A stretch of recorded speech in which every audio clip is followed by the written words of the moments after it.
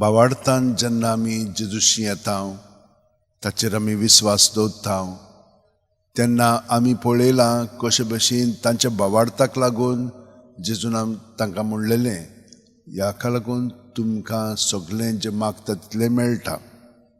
आतां आमकां कितलें म्हणून मेळ्ळेलें आसा तें तुमी प्रत्येक जाणां जाणात. आमी येता हांगसरली वेता पूण आमच्या जिवितान विस्मितां घडटात ती आमी पळयोवन ताका दिनवाशीत रावंक जाय.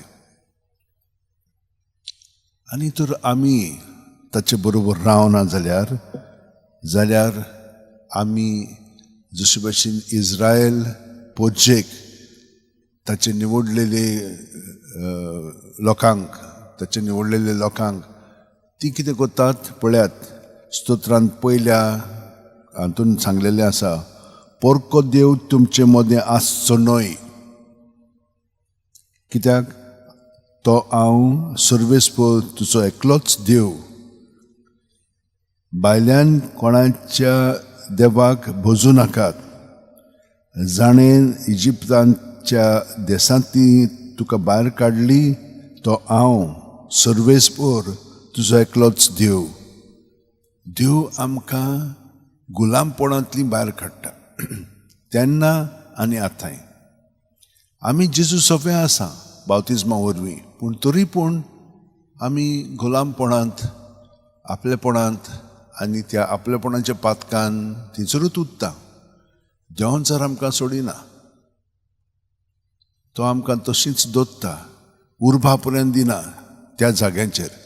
ताका लागून आमी हें जाण जालें की ना थंयसर आमी ताचे कडेन भीक मागूंक जाय सायबा म्हाका हांगसरलो तूं निवार. तरेतरेचीं पातकां आसात मूळ पातकां आनी तातूंतल्यान मागीर सगळें बाकीचें उपजवता. हें आमी जाण जालें की ना खालतेकायेन आमी ताचे कडेन मागया तातूंतली सायबा आमकां निवार आनी तो आमकां निवारतलोच. दोळे आसून आमकां पळोवंक जायना, कान आसूंक आयकूंक येना, हात आसून आमी वापरूंक जायना, पांय आसून चलना. हे भशेन आमचे मदें घडटा. तर ह्या वेळार आमी ताचे कडेन प्रार्थना मागया. सगळीं जाणां हात जोडया आनी दोळे बंद करया.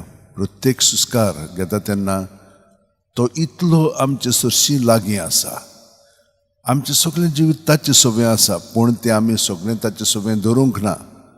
भितरल्यान आमी तें आपल्या ताब्यांत केलेलें आसा आनी तें आमी आतां ताका ओपन दिवया आनी हांगसर आमकां पेकोवणी हाड म्हणून सांगया. आनी भितरल्यान आमी अदीक स्वतंत्र जावन ताच्या आसण्यांत आनी ताच्या पवित्र आसण्याच्या प्रेरण्यांत आमचें सगळें जिवीत चलोवंक ताका आमी सहकार करया. आयज आमी ताच्या भोव काळजाची पवित्र काळजाची भक्ती करता. ताणें आमचो इतलो मोग केलो की ताणें आमचे पासत आपलें जिवीत वारयलें. ताचो फायदो घेवन सगळें ताका दिवया आनी ताचे सारकें आमी अदीक जावंक आमची आतां भेटोवणी ताका करया. आमेन.